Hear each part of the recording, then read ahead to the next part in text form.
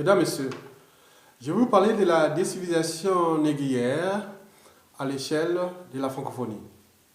La question que je me pose moi-même et à d'autres Africains et Français libres et des aides du monde entier, et si l'Afrique francophone noire redevenait français? Bon, c'est un vaste débat, c'est un vaste sujet, polémique aussi. Mais la réalité, elle est là. L'Afrique francophone se déclasse totalement par rapport à l'Afrique anglophone. À titre comparatif, l'Afrique francophone, c'est l'espace qui regroupe le plus grand nombre de ressources naturelles que l'Afrique anglophone. Mais c'est elle qui est la plus avancée. Et l'Afrique noire se déclasse. Bien sûr qu'il y a des problématiques anthropologiques endogènes. Par exemple, ce qui se passe au Zimbabwe. Donc, le dictateur du Zimbabwe n'est pas maintenu au pouvoir par l'Angleterre, mais par l'anthropologie endogène. Mais sur d'autres contrées de l'Afrique noire, dont l'Afrique francophone, mais il y a une interférence française abusive qu'on constate tous les jours au contact des réalités qui se passent là-bas. Bon, dans ces cas, je pose trois questions. Je pose une question. Est-ce que l'Afrique francophone peut-il revenir dans le rang français comme avant la décolonisation? Bon, je vous informe déjà que c'est l'Afrique francophone qui regroupe le plus grand nombre de dictateurs, les plus cruels, les plus antisociaux, anticonstitutionnels et surtout criminogènes du continent noir. Ça, c'est bien évidemment, bien évident. Bon, au cœur de l'enjeu, il y a d'abord les problèmes des droits humains, des droits fondamentaux, de la liberté, des libertés fondamentales, de la condition humaine. Oui, surtout de la question électorale. Bon, vous savez qu'au cœur de ces enjeux majeurs, il y a d'abord le problème des intérêts d'une certaine oligarchie politico-affairiste à caractère négrier, colonisateur et surtout décivilisationnel. Bien entendu, ils défendent leurs intérêts, ils prennent la France comme compagnie d'assurance pour assurer leurs intérêts au détriment bien sûr de la vie humaine à l'échelle de l'Afrique francophone. Bien sûr, quand ils ont ces pouvoirs, aide-moi les etc.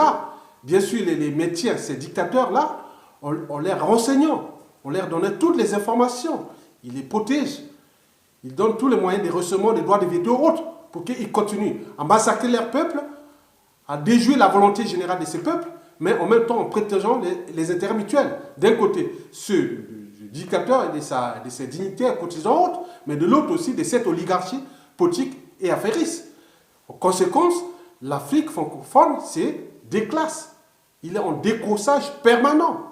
Depuis la décolonisation, ça se voit sur l'ensemble du continent noir. Mesdames, Messieurs, face à ce chaos, comme l'avait dit Albert Einstein, le monde que nous avons créé est un processus de notre pensée. Il ne peut être modifié sans changer notre manière de penser. Bon. Oui, la vie c'est comme une bicyclette. Pour garder l'équilibre, il faut avancer. Et dans ces cas, je dis donc, pour ne pas heurter la vie humaine à l'échelle de l'Afrique francophone, qui est en retard considérable par rapport à l'Afrique anglophone. Je voulais voir les pays d'Afrique anglophone comparatifs, vous verrez. En superficie, en volume, en conditions humaines et autres, vous verrez que c'est toujours l'Afrique francophone qui est en retard. Bon, sur ça, donc il faut trouver la solution. Donc la solution, je propose trois solutions. La première solution, c'est que la France, oui, la France qui est le donneur d'ordre, c'est-à-dire la France comme précaré, ou la France comme le donneur d'ordre des catombes de l'Afrique francophone, donc on peut trouver la solution. Bon, vous voulez ça, on n'y peut rien. Bon, nous sommes des animaux, en Afrique nous sommes des animaux, nous sommes des négriers, on ne peut rien. Bon, donc venez nous aider. C'est ce qui rêvent les peuples. C'est ce qui rêve le peuple africain. Bon, dans ces cas, la première solution, c'est-à-dire qu'il n'y ait plus d'élections présidentielles en Afrique francophone, par exemple. À ce moment-là, on évitera le cycle infernal de hold-up électoral,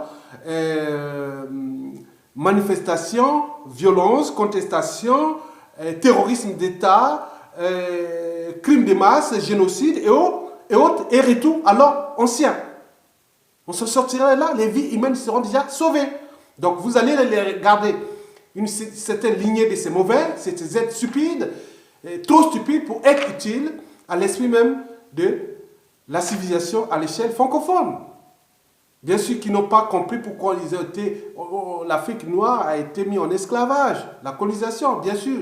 Bon, ils ont gardé ça dans leur gène, dans leur lignée familiale. Donc, protéger ces gens-là qui servent les intérêts de ces oligarchies au nom de la France comme compagnie d'assurance. Ça peut être une solution. Donc, il n'y aura plus d'élections présidentielles en Afrique francophone.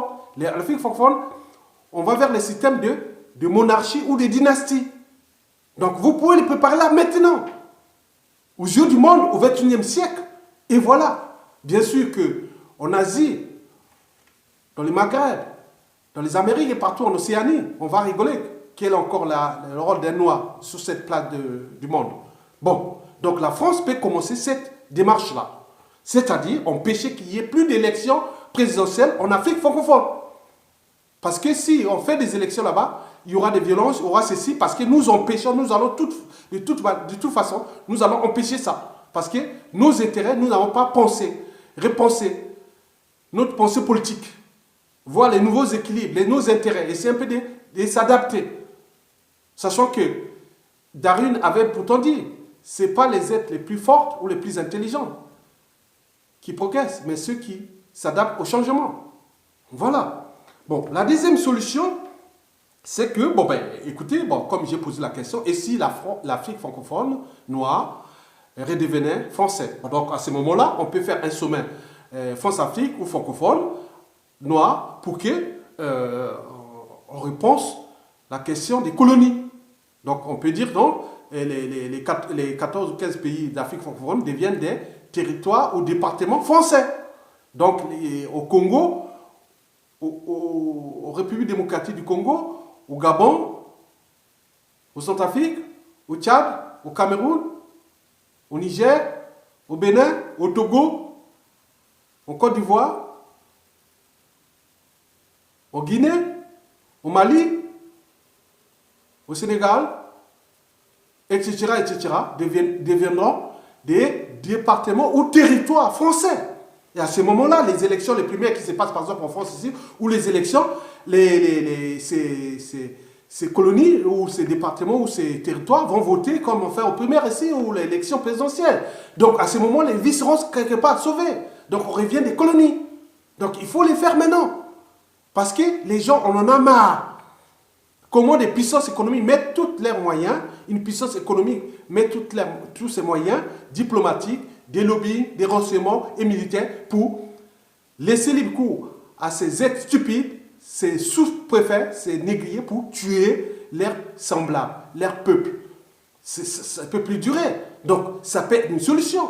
Donc, organiser un sommet France-Afrique ou de francophonie pour que ces pays redeviennent des colonies ou départements français. Bon, la troisième solution, on peut dire, écoutez, le monde que nous avons créé est un processus de notre pensée, on peut avancer ensemble, voilà, et comme l'avait déjà fait, avant d'en arriver là, que nous n'aurons plus d'interférence sur les affaires de nos ex-colonies d'Afrique francophone. À ce moment-là, on dit que quand il y aura des élections, vous allez organiser des élections, mais nous n'aurons plus d'interférence dans les affaires électorales ou de la volonté générale, c'est-à-dire la volonté du souverain peuple à l'échelle d'un pays ou des pays d'Afrique francophone. Ça peut être une solution. En contrepartie, en ce qui concerne vos intérêts, en ressources naturelles, les problèmes du franc CFA, de la coopération militaire, et puis de la voix de la France, c'est parce que l'Afrique francophone lègue sa voix à la France quand il s'agit des questions géopolitiques internationales. Donc on peut voir ça, c'est un pacte, qu'on peut signer ça pour avancer. Et à ce moment, tout sera remis dans l'ordre. Vous voulez être libre, ok, on vous laisse gérer la volonté populaire, mais en contrepartie, le président qui arrive, voilà nos intérêts, voilà vos intérêts, on fait ensemble, mais vous pouvez avoir des partenaires avec d'autres pays, mais souvenez-vous que nous avons un pacte déjà établi dans le bloc France-Afrique. Ça peut être une solution. Mais dans tous les cas, le monde entier rigole en ce moment. Déjà, la situation, je vous informe que la situation abusive ou des différences abusives françaises en Afrique francophone commence à déranger la plupart de ses concurrents européens qui étaient aussi les pays colonisateurs. Je vais vous parler de l'Allemagne. L'Allemagne s'est affranchie de l'Afrique depuis la fin de la Première Guerre mondiale. Mais l'Allemagne, quand on voit l'Allemagne, elle est la première puissance économique d'Europe et la 4e du monde. Donc il ne suffit pas d'avoir des pays carrés et maintenir les dictateurs les plus cruels et les plus criminogènes au monde pour maintenir le rang français. Est-ce que les Allemands, les hommes politiques et affairistes allemands sont plus intelligents? Ils ont plus de neurones que les Français? Il y a un problème. Le deuxième, c'est le Royaume-Uni. Bon, il s'est affranchi de l'Afrique anglophone depuis la décolonisation. Mais regardez, l'Angleterre fait des affaires, le Royaume-Uni fait des affaires vraiment justes et durables en Afrique anglophone.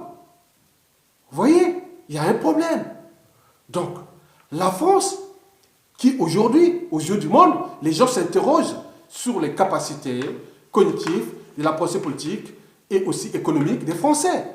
Mais pourquoi s'acharner contre les peuples d'Afrique francophone, soi-disant en maintenant le rang de la France? Il y a un problème.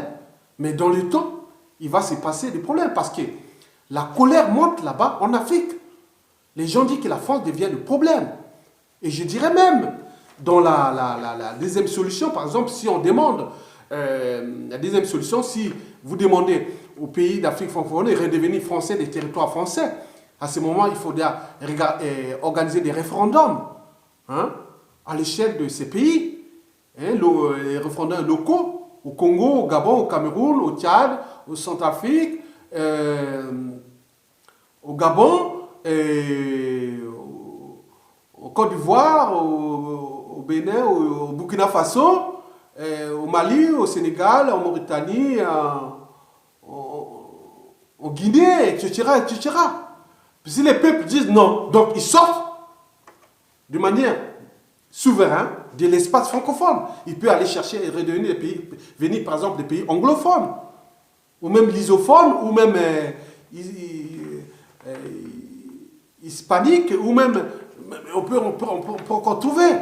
Il y a beaucoup de langues où, voilà, la langue internationale, on existe partout. Donc il y a un problème. La France commence à déranger. Et ce qui se passe ici en France, les gens disent là-bas en Afrique, pourquoi les Français ont des rêves et nous là-bas, on n'a pas de rêves. Dès qu'on fait une élection, mais non, c'est chaque fois, il y a une interférence de la France par ses moyens, des droits de veto. Et en ce moment, je vous dis qu'on tue les gens au Gabon, on tue les gens au Congo, Brazzaville, on tue les gens au Burundi. Sachant que le Rwanda, dès qu'il y a eu ce genre de génocide, il s'est affranchi de la francophonie, il est devenu un pays anglophone. On voit les progrès. Donc, il y a un problème. Donc, est-ce que la France va continuer à faire jouer ce jeu-là, de la décivilisation, de la nouvelle traite négrière, du néocolonialisme, en entretenant ces mauvais, ces êtres stupides, qui ne sont que là pour tuer leurs semblables. Ils croient qu'ils vont rester éternels. Ces pays, ces continents, ces traditions, ces cultures, ces sociétés existent depuis des milliers d'années. Est-ce qu'un seul individu va détruire des vies de tout un peuple, de tout un continent? Non. Au sujet de qui? D'une certaine oligarchie politico-affairiste française, qui n'ont pas compris comment fonctionne le système économique des affaires, le monde des affaires. Au niveau, comme font les Allemands, les Britanniques, les Néerlandais, les pays scandinaves, les États-Unis d'Amérique, la Chine, la Corée du Sud et autres. Mais attendez, ils n'ont pas ces colonies, mais ils viennent faire des affaires en laissant libre cours à la volonté. Bien sûr que la Chine, ce n'est pas un exemple, mais sur le plan de la démocratie, mais la Chine laisse libre cours aux gens là-bas de gérer leur situation comme ils veulent. Mais ils viennent tout simplement dans l'intérêt économique. Mais s'il y avait des démocraties de l'Afrique francophone, il aurait compris. Mais nous avons toujours ce problème français qui commence à emmerder un peu plus 3 Africains sur 4. Et ça devient un problème. Les crises qui arriveront ici en France, c'est en partie cela. Mais pourquoi la France met tous ses moyens à aller défendre des crises en Syrie, en Irak et partout, alors qu'en Afrique francophone, il laisse libre cours à ces mauvais, à ces ex-stupides, à ces criminels détruits. D'abord, ce que vous avez dit que c'est votre précaré. Mais il y a comment ça bien fait. Donc, les solutions sont là. Donc, la première solution, je pense que si la France a des capacités cognitives, évolutionnelles, évolutives et surtout civilisationnelles, à ce moment-là, elle dit non, mais écoutez, bon, n'organisons plus les élections là-bas en Afrique francophone, on fait tout ça, on vous empêche, nous avons tout, la France est une puissance économique et militaire et autres, on détruit tout ce qui est là, les opposants et autres, on les emprisonne par procuration, on fait tout. Donc, c'est des canailles et on dit ça. Et le monde entier sera au courant. La deuxième solution, c'est qu'on repense la question de la recolonisation de l'Afrique francophone. Ils deviennent des territoires ou départements de France. Voilà. Et aux yeux du monde, on va dire, alors les Noirs, les Africains. Et voilà. Mais ils ne sont pas capables parce qu'il y a eu trop de morts. Trop de morts, trop. En ce moment, l'Afrique se bat avec des monstres qui sont conseillés, militarisés, renseignés et formés, avec toutes les méthodes qu'ils ont. Bon, la troisième solution, c'est que voir qu'on peut avancer, comme l'Allemagne, l'Angleterre s'est affranchie de l'Afrique, et à ce moment-là, la classe politique, nouvelle classe politique française, peut réformer ses enjeux géostratégiques, géopolitiques, économiques et civilisationnels à l'échelle de l'Afrique francophone, et nous aurons gagné, et l'Afrique francophone redeviendra à ce moment une dynamique de développement économique, social et culturel, à l'échelle francophone d'abord. Ok? Merci beaucoup.